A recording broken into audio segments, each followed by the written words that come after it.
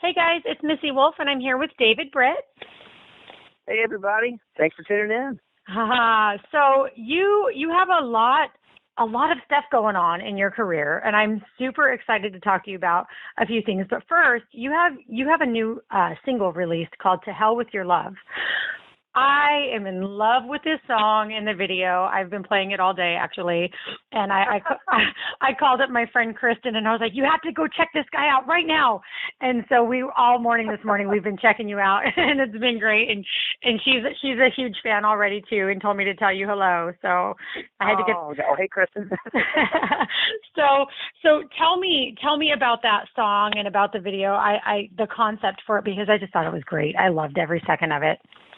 Oh, you're very kind. Thank you so much. I appreciate that. And we've been really excited about it. It was a fun song to make. My producer, Jason Scavone, who's also a dear friend of mine, he did an amazing job on the production of that song, and all the musicians involved were great. It was just a really, really fun experience. But basically, the song itself, it's kind of the there's lots of songs from numerous country artists, more on the female side, that are breakup songs. But right. There's some of the guys have put together some awesome ones too. And I was like, you know what, like we all have, everybody has breakups on both sides of the coin. So I was like, I'm gonna write myself one. And so I wrote that song. Literally told the story a while back. I wrote the song in under about 3 minutes. I was walking around a lake at a park, and it was raining, and I walked literally one time around, which took just a few minutes, and wrote that song and got in the studio the next week and knocked it out. Wow. All right. Well, I wouldn't expect that a song written in 3 minutes would be this amazing, but kudos to you. That's awesome. You're sweet. I kind of write just when a feeling hits me, or if I'm in a certain state or whatever it may be. I write all the time. I'm probably by the end of this year, I'll definitely be over 800 songs. I'm over 700 songs now, just since 2009, 2010. So I've just been pounding away at songs, and sometimes my songs, they're just different from one day to the next. Just depends kind of what's going on in my life. But that one has been really a neat song, because it appeals to everybody. Yeah, I've had young people, older people, men, women. I mean, you name it. It's just got that thing. Every now and then you'll write one. You're like, hey, this has got something here, and you can feel it. Right. And I've enjoyed that song. It's been a good one. Oh no, it absolutely is great. I loved it, and we unfortunately we've all had those breakups, and it sucks when you're going through it. And so for the fact that you were able to come out of this with this is a really awesome song, lucky for you. I mean, that's right. I mean, you got to look at the positive. And I interviewed another artist a while back who was telling me a story, kind of similar, and it was just, I think when you talk about those things, it makes you a real person, because a lot of times, fans forget that you're a real person and you have real struggles and you go through life just like the rest of us. You know what I mean? So, God, yeah, that's yeah. I mean, you're, as an artist, and I always say this as well. What you said is exactly right on point. Is that every song you hear, with the exception of some are just for fun or whatever, but in general, whether it's the actual artist who's singing his own song, or it's Blake Shelton or somebody who's singing that song that somebody else wrote, that at some point that happened to somebody. Exactly. And so that's why songwriters, I think, are so neat, is that they're spilling their hearts over things that really happen in their lives, which then can find its way into other people's hearts who listen to their music, and they can help them through certain times or whatever. So it's neat to be a part of that process, because I love listening to all kinds of songs that tell stories and that bring out emotion in me, because you can tell that came from somebody somewhere. So it's a neat thing to be a part of. Well, and it's great too because songs a lot of the time, and you see memes on Facebook all the time, but songs often say the things that we just have trouble saying ourselves, and they describe what we're feeling that we can't describe ourselves. So credit to all the songwriters out there and the people who put their emotions and their feelings. So I mean, that's just hands down. I'm such a fan of that, and it takes a lot of courage for some of the things that you hear in these songs for people to write about. So I just love it. But you were talking about funny songs. Okay, your song "Skinny Jeans." I was dying. You were set up. I was laughing so hard, and I just want to know, and you don't have to go into major details, but I just have to know, did you crack yourself up when you were coming up with some of those lyrics? Because yeah. It was hysterical. Yes. I will tell you this.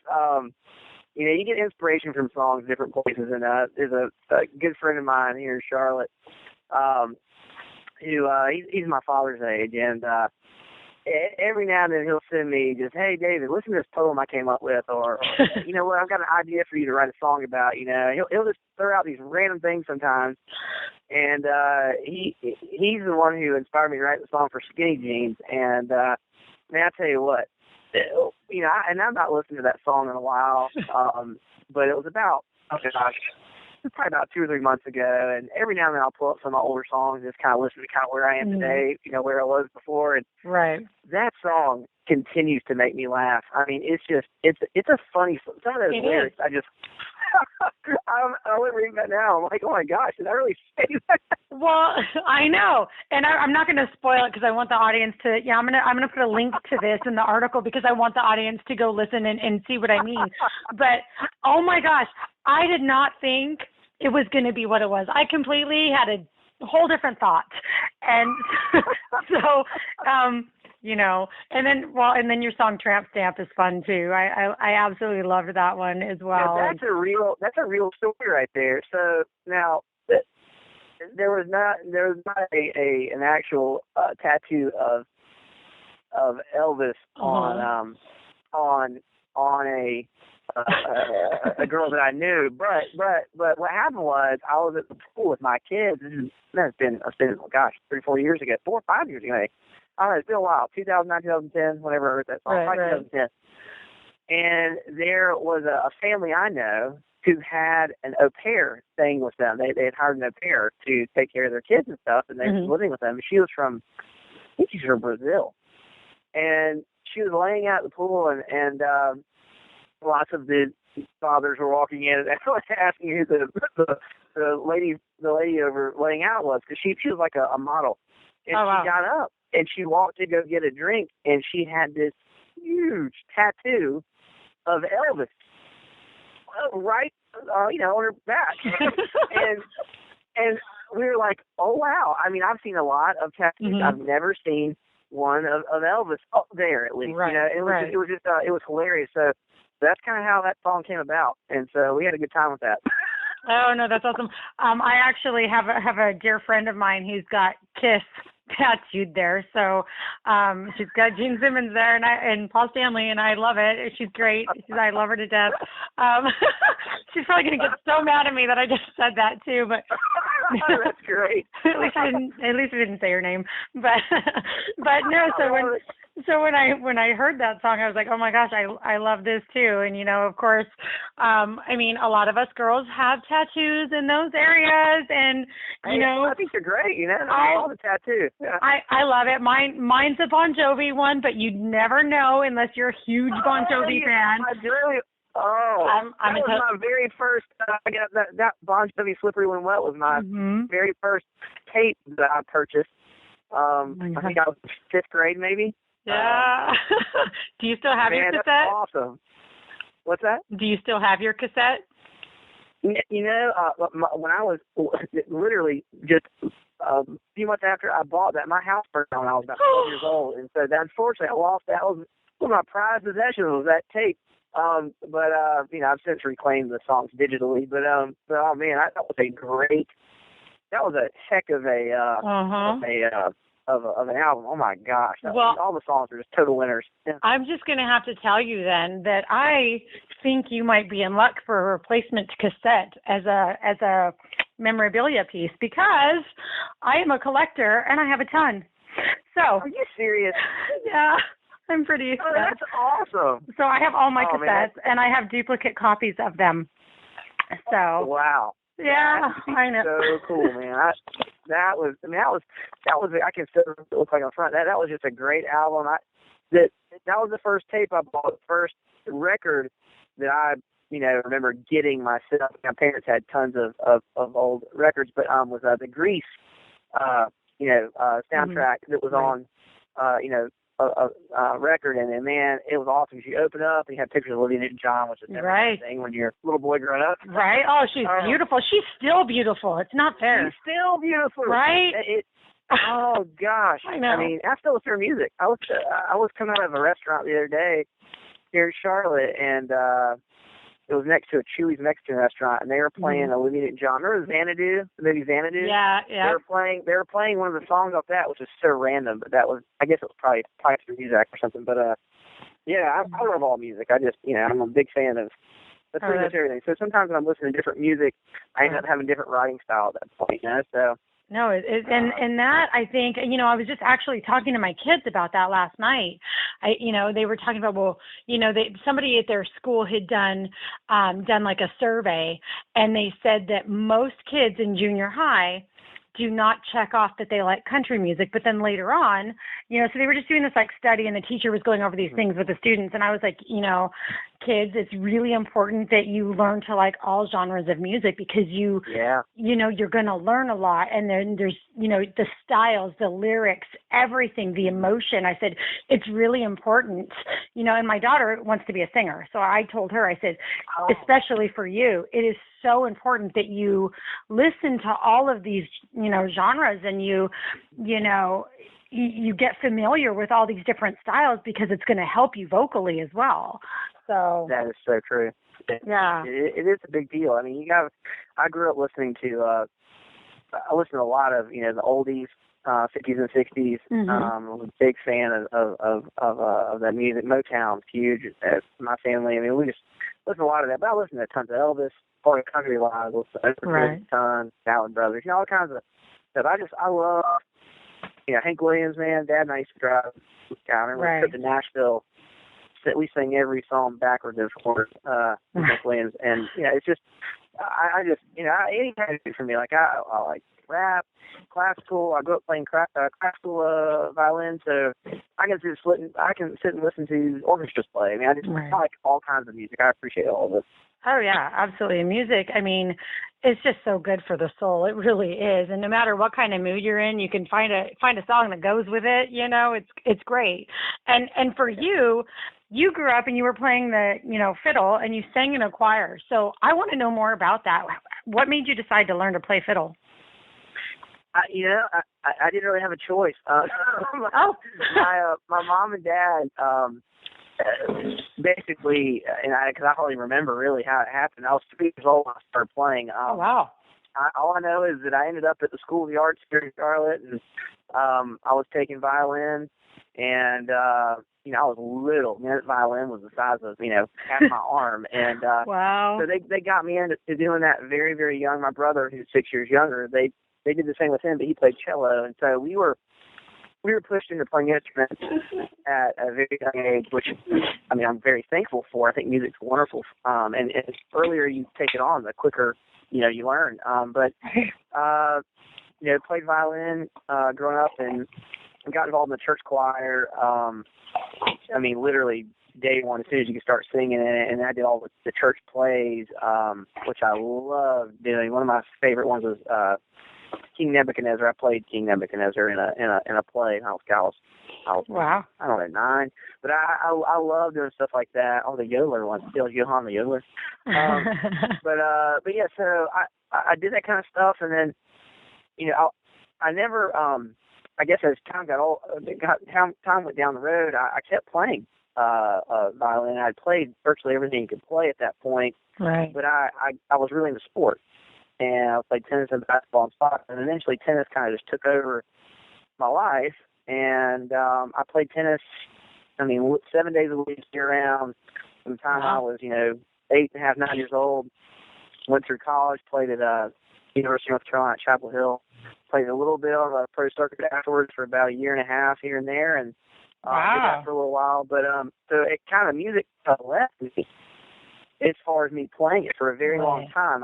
I missed it, and I always wanted to do it, but I just, I was hopefully going to be a pro tennis player one day. Which, I got to play on some pro level stuff, but it wasn't in the cards for me to be, number one in the world. So I settled down and started working, did a bunch of different stuff, but I still kind of had it there. It was like, I've got to do this. And then in 2009, we had a really big lapse in the real estate market. I'm in a commercial real estate business, and I had a lot of time on my hands, and I was like, I've got to start doing something. I got to figure something out. I've got to utilize some of these skills that God gave me. And I'd written 3 books at that point, 2 children's books and a book on tennis, and I was like, I love writing.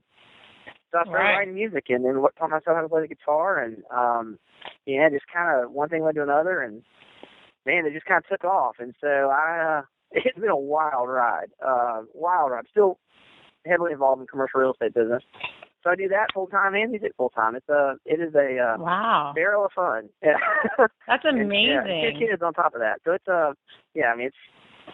it's fun. Today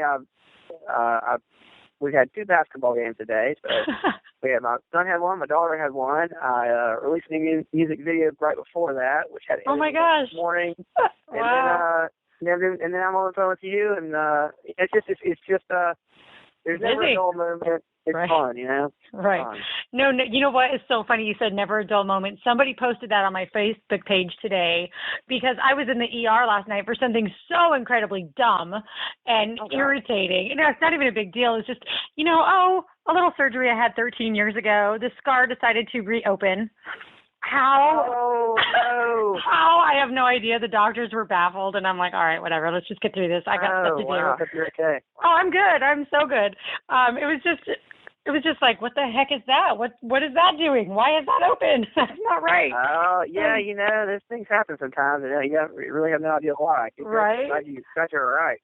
But it's so funny, though, that, you're like, never a dull moment, because that's exactly what people are telling me. And I'm like, you just got to keep going. You just got to keep doing what you're doing. And as long as you're, having a smile on your face and you're getting through your day and you're, happy, that's all that matters. Right. And and you have a really funny side to you as well that I love and I want to share with everybody. I saw your news broadcast on the glacier structure thing that was in the South Park Mall in North Carolina, right? So yes. You guys were coming up with some fun parodies, and I was dying again. I'm watching, and I'm like, oh my gosh, how did you land on the news with that? It literally, it's so funny. So the mall, South Park was done by Simon Malls. It's 2 minutes from my house, and they've got tons of malls all across the country. And basically, went in there. I think it was on a Thursday. I went in there and saw they were setting it up, and asked some people. I was like, "What is that?" And the lady told me, and she, at that point, she didn't say anything about the tree, not being put up. I was like, "No, the tree's gonna be up, right?" I was like, "There must be just some new thing." She's like, "As far as I know." Well, this day, I looked at it, and I was like, oh my gosh. And they said, yeah, they're not putting the tree up. And my kids saw it, and I think we're going to go to bed. And sometimes we'll get out the guitar and write songs, and stuff. It's fun at night time. And I was like, we got to do this. Would be kind of fun. Let's just write this out. Because I was really irritated because I'm a huge Christmas fan. Right. I'm a big guy for tradition. And so all of a sudden, we threw that out there. I was like, we'll put it on Facebook, we'll throw it on YouTube just to be fun because it was kind of cute. And so we threw it out there, and man, that thing took off like wildfire. And then on the Gretchen show on Fox News or on Fox and Friends, Megyn Kelly show, it was the craziest 2 weeks ever. I had the greatest time. Met some awesome people. The kids were on television nonstop. They just must have been elated. No, it was hilarious. They were like, it was so funny. I remember my son's like, Dad, so when is the next news crew coming here? I mean, he was so excited. He loves being on camera. I don't know where he gets that from, but and then my daughter who's a little reserved, she got interviewed several times, and man, she sounded like a politician. She was unbelievable. So I was so proud of them. Aww. And two, it was cool because, like, you know, most of the time videos that go viral are a squirrel water skiing, you know. Right. What was kind of cool is that it was for a good cause, you know, and I cannot tell you how many people, I mean, not just the United States, I'm talking about people in Belgium, all over the place that related to this, and they're like, thank you so much for doing it. I was in the mall. People like, David, thank you. So people don't even know. We're in line to see Santa Claus, and they're like, hey, are y'all the people? And so, you know, we did not do it to get on the news, and it was done to just make a point, you know, and it worked because they replaced that thing in 6 different malls. Oh my gosh, it made the news here. It was all over the news here in California. I mean, it was crazy. And I mean, is so funny. So many people were talking about it, and we all were just like, what are they trying to do? It's like surfing Santa. Like, it totally looked like a wave. It didn't look like some crazy glacier. It was just weird. The whole thing, it was so wacky. It really was, and I was like, whose brilliant idea was that? And do they still have a job? Because that is yet to be seen. I know. You know, I think the mall. I told them all, thank you. You know, I want to be on good terms with me because I'm not ever. And we love Santa over there, and so. But I was like, God, I wonder whose idea that was, because I don't think the CEO just thought that up one day. That had to be somebody on the marketing team. I was like, oh wow, you know, that's all it. I know. Yeah, but you know, they kept their job. Yeah. Maybe they did that just to generate more traffic so that people would come to the mall, you know. Who knows what the thought was behind that, but yeah, it was crazy. I'm glad it ended up working out for everybody out there, and you guys got your tree back. Even that made the news. Like, when you guys got the tree back, they were broadcasting that all over here too. It was great. It was definitely great. It was literally, it was fun. Like, for about 2 weeks, like, everything was shut down because, like, my phone, I mean, I even found out it was probably about 2 weeks ago. One of my really good friends, I don't talk a whole lot to, just when you get older, obviously, I don't talk to many people, but I had a Facebook message pop through that just came to my Facebook account, like, oh gosh, like a week ago, and he has a big talk show here in Charlotte on WBTV News on the radio, and he said, David, he has like 2 or 3 different messages he had sent me. He was trying to get me to be on the show, and I did not get these messages until now. This is back in November, and so I had so many, hundreds of messages. Oh, wow. I got overloaded. I felt so bad. I was like, oh my gosh, I would have loved to have been on the show. And so, Bo Thompson, and I was like, I felt so horrible, but yeah, I got so many calls, and that's just, I mean, I'm sure I missed tons of people. It was impossible. I needed a manager that week. Oh, I'm sure. Like, I don't know. It was funny, but the parodies that you guys came up with, the songs, have a Holly Jolly Glacier. That was just too much. It was so fun. So much fun. I'm glad you enjoyed it. I definitely did. I really did. In fact, you know, my son and I were, you know, kind of humming that around this morning. It was kind of fun. But now there's one other thing I really wanted to talk to you about, and I was just kind of like, wow, when I read it. Your connection to the Oak Ridge Boys. Yeah. You have a friendship with Joe. Can you, like, I mean, you guys have a long-standing friendship. How did that all come about?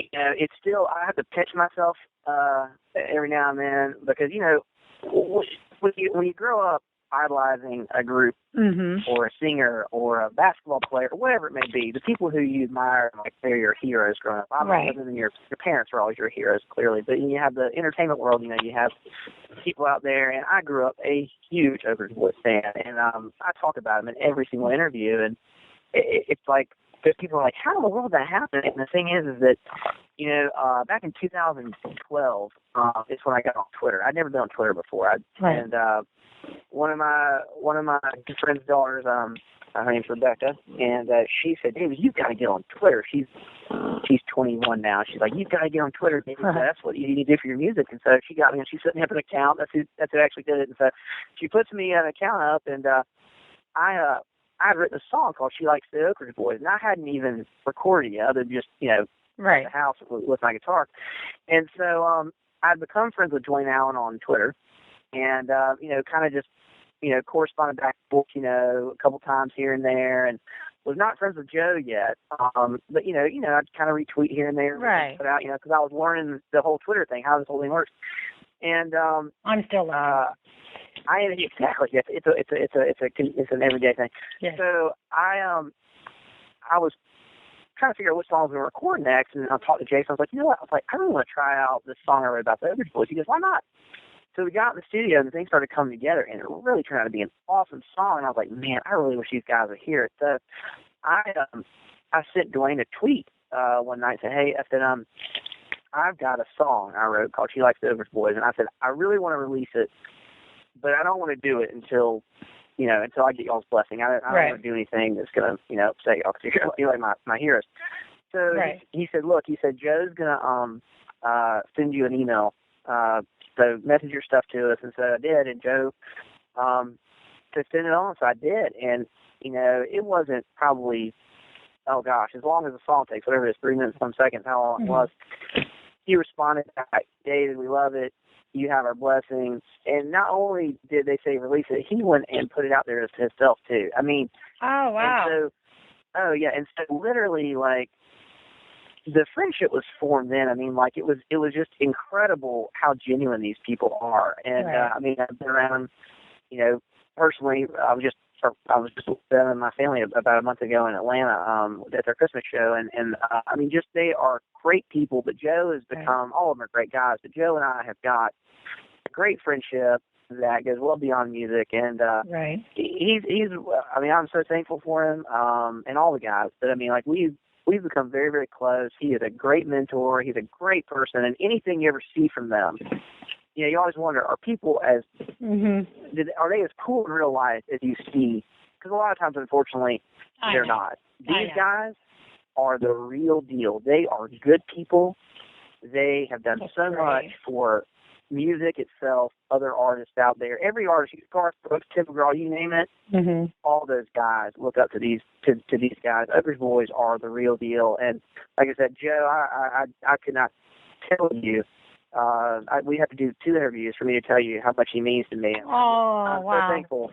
It's been a really, really neat thing. So, like, the fact that, as to whether I'll be ever this gigantic star, the chances of that happening are probably slim to none. I mean, it's a hard business to make it, but the fact that I've developed relationships with people like that, that's something you can't put a price on, and I would never trade that for anything. So it's been pretty neat. It really has. Well, and I have to tell you from, because let's just be honest, we all are fans of somebody, right? I'm a total fangirl, but fans really, really, really love it when they can connect with someone.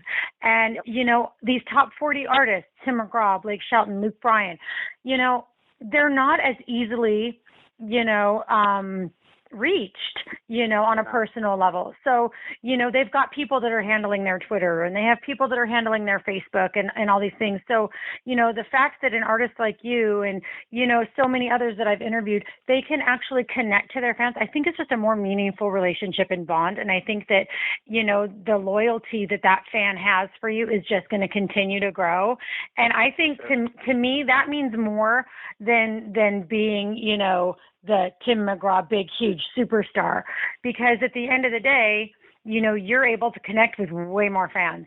You're very personal with, and you tweet and you Facebook, and you're very real and you're open. And I think that that's what the fans really, truly appreciate more than anything, which is why I think CMA Fest and those types of events are great for fans, because you do get to connect to a lot of your artists, and, so have you ever been a part of CMA Fest at all? I know that was a total random question, but I've not been a part of CMA Fest. I know that I've had a bunch of people ask me if I'm going to be a part of it.